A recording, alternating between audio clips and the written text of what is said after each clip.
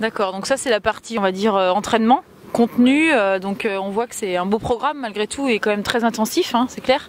Et à côté, qu'est-ce que tu mets en place à côté d'un point de vue nutrition, hydratation? Est-ce qu'il y a des choses que tu testes aussi à l'entraînement? Parce que c'est malgré tout le cœur aussi, hein, pour le Grand Raid de la Réunion qui dure 25 heures pour toi, quoi. Bah en fait, moi, sur mon alimentation, je suis assez, enfin, c'est pas strict. Je mange normalement toute l'année, quoi. Donc, je privilégie tout ce qui est féculent, mais plus complet, demi-complet et biologique, forcément. Donc, j'évite tout ce qui est blanc, pain blanc, riz blanc et pâte blanche, parce qu'au niveau nutriments, il n'y a plus grand-chose. J'évite beaucoup le laitage. Enfin, même, j'en mange. Bon, je mange jamais de lait. Je suis plus sur tout ce qui est lait végétaux. Il y a beaucoup de choses que j'évite. Le gluten, j'essaye d'éviter, surtout à l'approche d'une grande compétition comme ça. Et donc voilà, après je mange beaucoup de fruits et légumes, j'essaye de tirer justement les vitamines de tout ce que je peux trouver dans la nature et qui soit le plus naturel possible. Je prends pas de compléments alimentaires, mis à part tout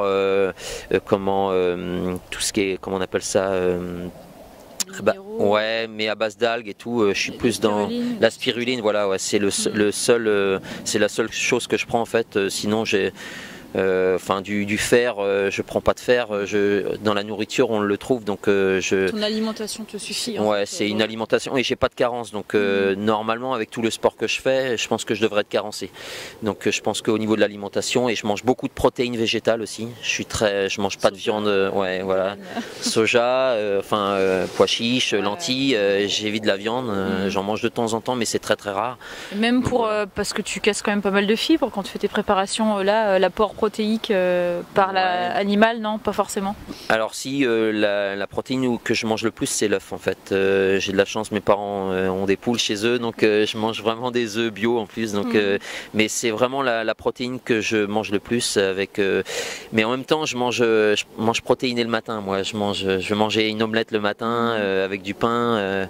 J'évite pas mal de choses le matin. Tout ce qui est sucré, ça peut m'arriver, hein, parce que parfois j'ai des goûts aussi, j'ai des envies. Je vais peut-être me faire, ça m'arrive de me faire une omelette sucrée, c'est-à-dire que je mélange une banane, je mets du miel dessus, mais je vais privilégier les protéines le matin, le midi, et beaucoup de légumes, beaucoup de fruits.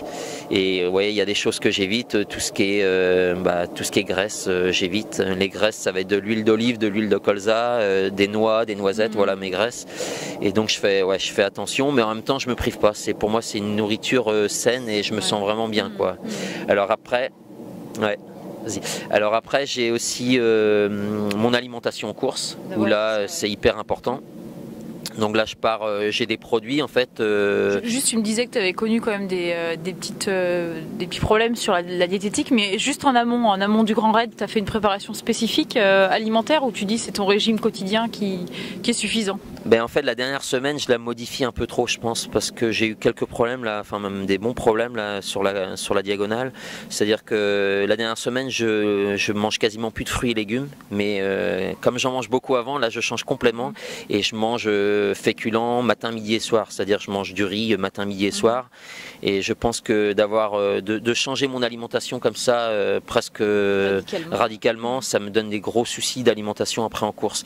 Parce que quand je m'entraîne, j'ai pas ce problème-là. Quand je suis parti à la montagne, je me faisais des petits sandwichs et ça passait bien. Et là, à la Réunion, c'est pas passé du tout. Donc je pense que à en parler avec mon entourage, ils m'ont dit que je changeais trop la dernière semaine.